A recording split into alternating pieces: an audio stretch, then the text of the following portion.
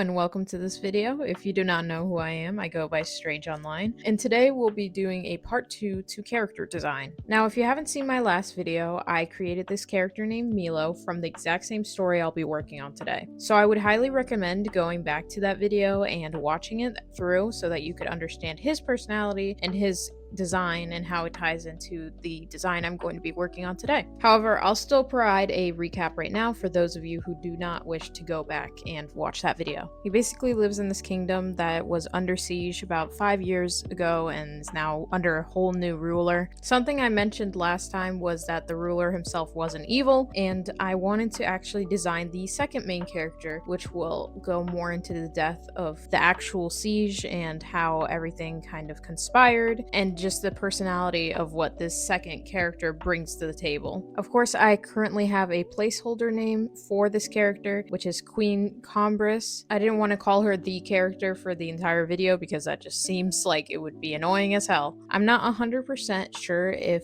I am a big fan of that name, but for now, I think that it works. So Combris is actually her last name. She does not currently have a first name because I imagine Milo calls her Queen Combris, which kind of makes their dynamic a little uncomfortable in the start because obviously this queen has been dethroned. She is no longer in control or in rule of the kingdom. So having Milo constantly call her Queen Combris kind of brings a little bit of hesitancy when she first initially meets him. As I stated before in the past video, Milo is the kid that's curious about everything, and he frequently goes to the ruins of the old castle to sort of explore, and he has made it sort of his hideout space, somewhere he visits and spends a lot of time in. Now, Queen Combris actually doesn't visit the castle as often, and she specifically only visits it when it's the anniversary of the siege, because during the siege she lost a lot of her family, which by a lot I mean basically everyone from her family. She had one kid and she had her husband, who was killed during the siege in order to be overruled. Queen Combris managed to escape, and her whereabouts are unknown to everybody. A lot of the citizens assume that she's dead. Nobody really knows her whereabouts, and the new ruler now does not exactly go after her either. He kind of just lets her go. Not exactly lets her go. She probably would have been killed if she was in the room where it happened, you know? But fortunately for her, because she wasn't with her family, or maybe unfortunately, she did not end up having the same fate.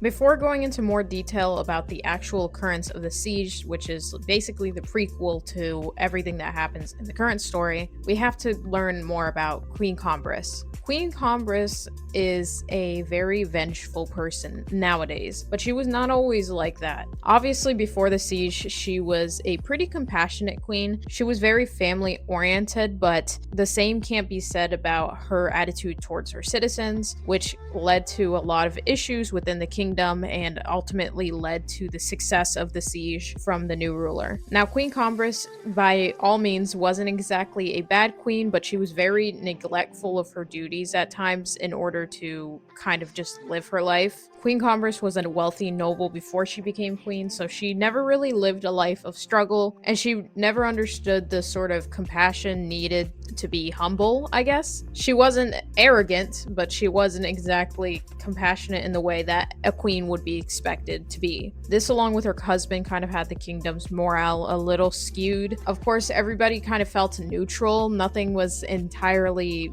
bad about the kingdom, but it wasn't entirely good either. A lot of people suspected that if they had given their best foot forward, the siege wouldn't have happened in the first place. Of course, that's an opinion within the citizens themselves, and you may not, dear viewer, have the same thoughts, but that is a lot of what was floating around at the time. So ultimately, the siege was successful because of the doubt of the citizens. Even though they weren't exactly doubtful, they were more apathetic, or maybe they felt that the queen and king were apathetic to the way that they felt as citizens. Either way, they were just very stale rulers that kind of just followed the same blueprint that every other ruler before them.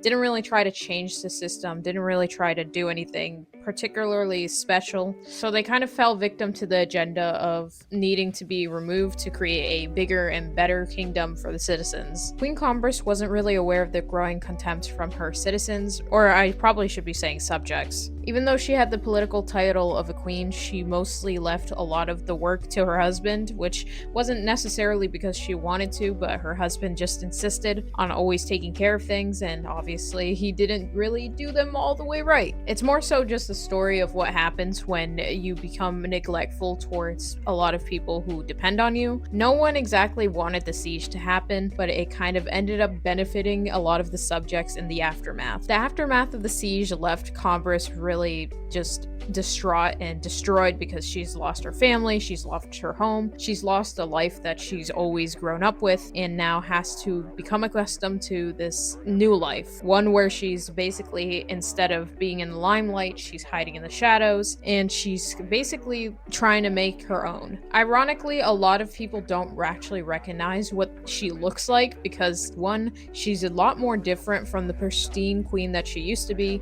and is a lot more worn down from everything that's happened and all the years that have passed by. And two, it was very rare for somebody to actually see an official portrait of the queen and king. They rarely pushed any political agendas, so they didn't really have a lot of portraits out. They didn't really send out a lot of things, in support of the kingdom. Most of the people who knew how they looked like knew from personal experience or from balls. Or if they had to go to an event within the kingdom, then citizens would see that. But again, it was really rare, so that kind of is why Combris can live more nomadically throughout the kingdom. The kingdom is the size of about a small country, so that's also why a lot of her duties were left to other people as well. Different sections of the kingdom kind of took care of different things, so it kind of led to her having less responsibilities than what a normal king and queen would have. And then again, her husband was taking care of a lot of other stuff that she was supposed to be doing as well. So Combris is more so a victim of a system that she wasn't even aware of, but probably should have been aware of from the first place. Cue back to the present day. Combris has been living nomadically throughout the kingdom. She takes on small jobs, she kind of just scrapes by. She doesn't really necessarily live anywhere for very long because she's a little paranoid that somebody will end up recognizing her, and there have been a couple of close calls in the past. She kind of dresses a little roguey, to be honest. She has this mask that covers her face. If she's not attending to official work, or she's not talking to somebody who she's somewhat familiar with, she will basically keep it on the entire time. This doesn't exactly draw out too much attention from the citizens. They just kind of are like, oh, that person looks really weird, let's not interact with that person. And little do they know, they probably are just passing by the dethroned queen.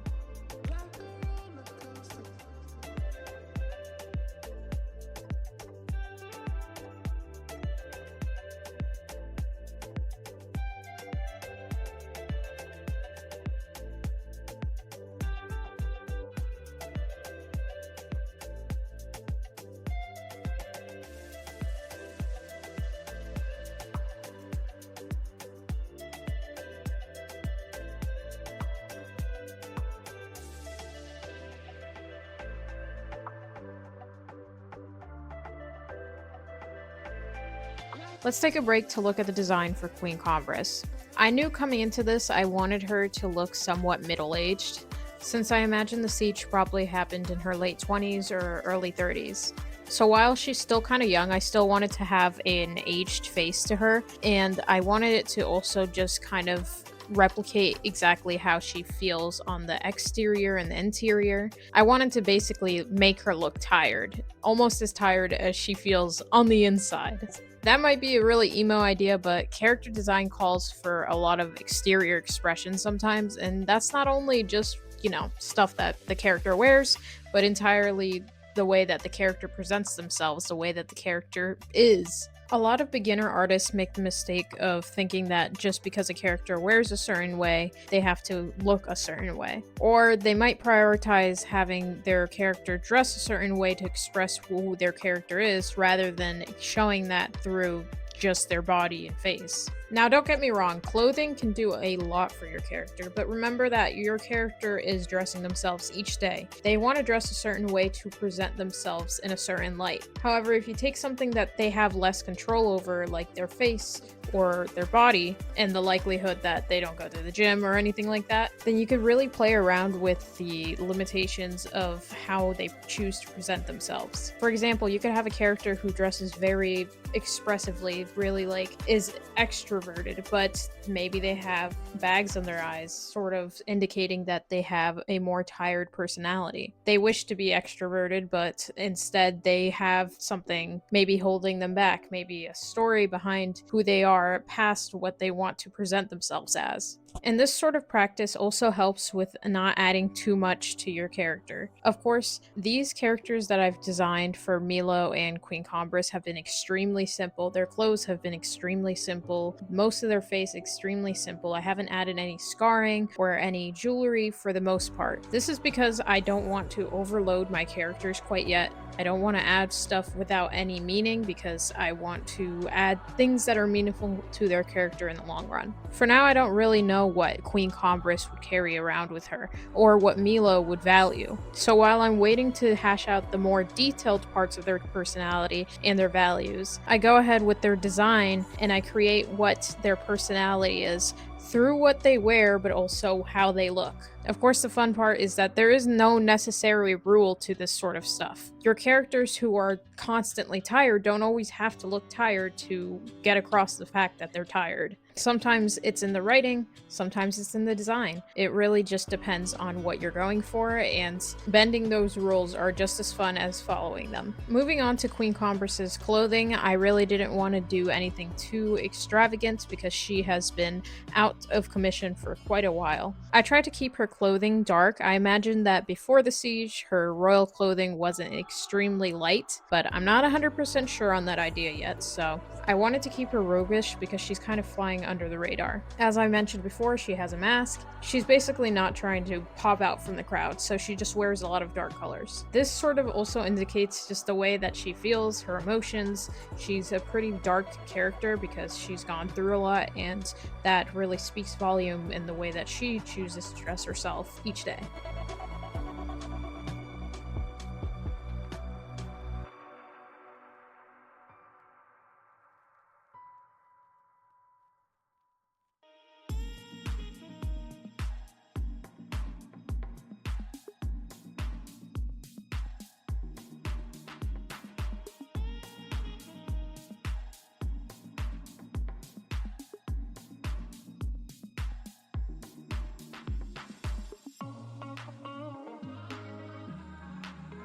Queen Combris holds a lot of trauma about the siege that happened. I mean, who wouldn't? Like, your whole family basically dies in a siege and you lost a life that you no longer are a part of. It's like entirely understandable that she has all these traumatic chains to her. She is very reserved. She wasn't exactly an extrovert before, but she definitely isn't now. She tries not to get close to anyone out of fear of being exposed as the prior queen. She doesn't know exactly what would happen if she was exposed as the prior queen because, again, she escaped, but her existence isn't made aware.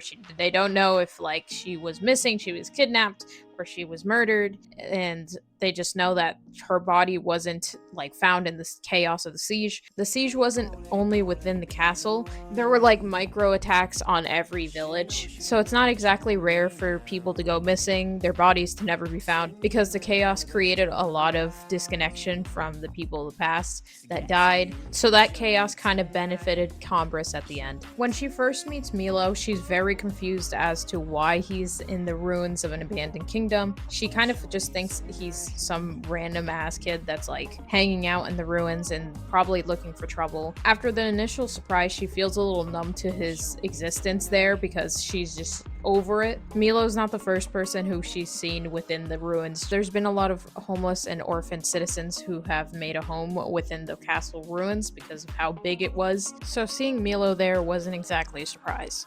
Milo, on the other hand, was pretty surprised with seeing Queen Combris there because she's just chilling and suddenly this roguish woman comes from behind him. Of course, Milo has also seen the homeless and orphan citizens in the ruins, but he has a particular feeling about Queen Combris. Unfortunately for Queen Combris, Milo is occupying the space where she usually has her little anniversary ritual. She can't just wave Milo off as some other person who's just there because he's directly blocking the space that she needs. This sort of ends up forcing a conversation between the two where Queen Combris is trying to politely tell him, "Hey kid, can you move out the way because, I would like to put these candles down on the floor and maybe even pray or something." I don't know if Queen Combris is religious. My guess is no, but who knows. Either way, she just wants to commemorate her dead family, and Milo is probably not having a lot of sense with the way he's going about things. He's kind of curious, like, hey, why do you want to put all these candles around? Of course, he knows what a ritual for the dead is. He knows what a funeral looks like because he's been surrounded by a lot of citizens who have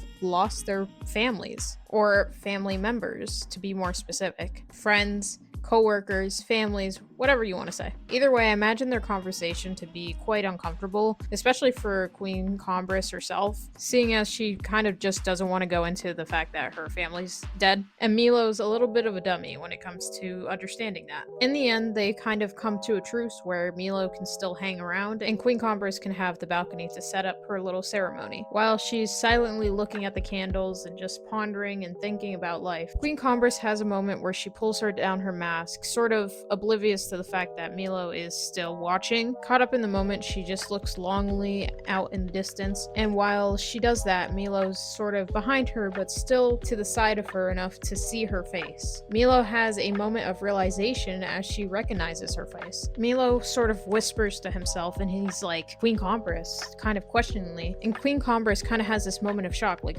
what the hell? Why does this kid know my, actual identity and not just me from the fake name I've given myself? I don't know what fake name she's given herself because I haven't thought that far ahead, but Milo, recognizing her, immediately sets off an alarm in Combris's head, and she puts her mask back on and she kind of just questions him, like, why do you know me? Where do you know me from? Who are you? Of course, this is more weird because Milo is just some kid. Milo has no reason to know who Queen Combris is. Milo has a moment where he himself cannot explain why he knows Queen Combris or her identity, before he has a brief flashback to a part of his child that's sort of fogged. During the years before the siege, at some point, Milo had seen Queen Combris on a carriage or passing by in the village that he grew up with. Very scattered and loose images kind of form in Milo's head, and he explains that he's seen her somewhere in the past before. This helps Queen Combris kind of calm down because obviously there is a chance that she would have been seen in the past as the queen, the ruler, and people would have recognized her if she had attended some sort of get-together within the kingdom. So while she is entirely distrustful of everyone, she kind of just accepts her fate as the fact that there is bound to be somebody to recognize her outside of the past. Either way, that's where I'll leave the lore for this episode, and if anybody is interested in me continuing to make these videos, then go ahead, comment, leave a like. That's how I know that things are interesting and that I should continue making videos like these.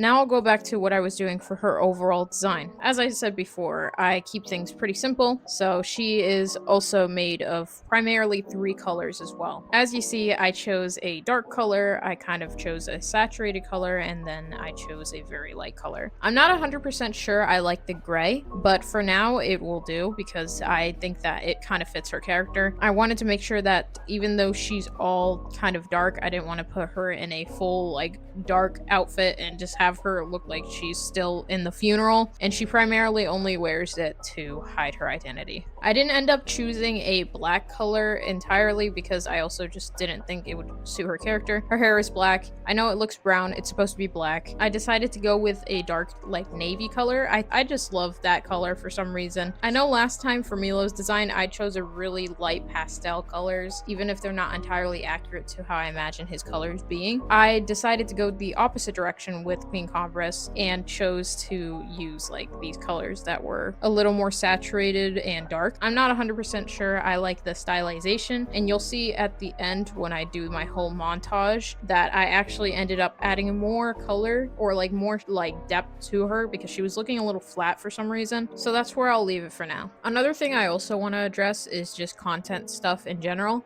So as you might see, I have not uploaded in a while, and that is primarily because I am still in school. I'm in college, you know, taking college classes, and it can be a lot of work because I am a full-time student. But of course, I still want to make videos, and I still want to be here and make art and just have this sort of escapism. So I still will be creating artwork and content, but you might notice for the next month or so, my uploads are going to be much slower than once a week. It's going to probably be like every 2 weeks instead, or who knows, just because currently it's exam season, and I basically got instead of exams, I literally got like all of my classes are projects, and I personally think that it takes a lot more time to do a project than study for an exam, so it's been rough. Either way, I'm super excited for the next batch of videos that I'm going to be creating. This summer, I'm hoping to get a lot of content out because I have a job that will allow for extra time on the side.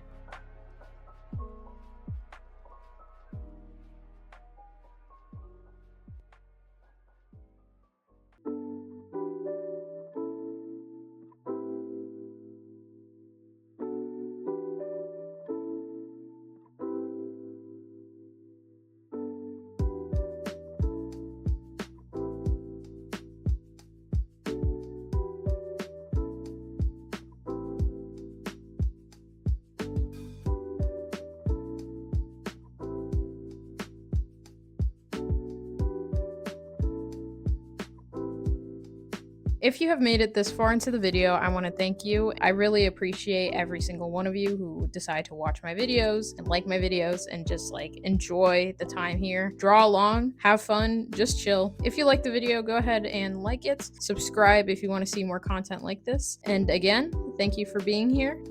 Bye.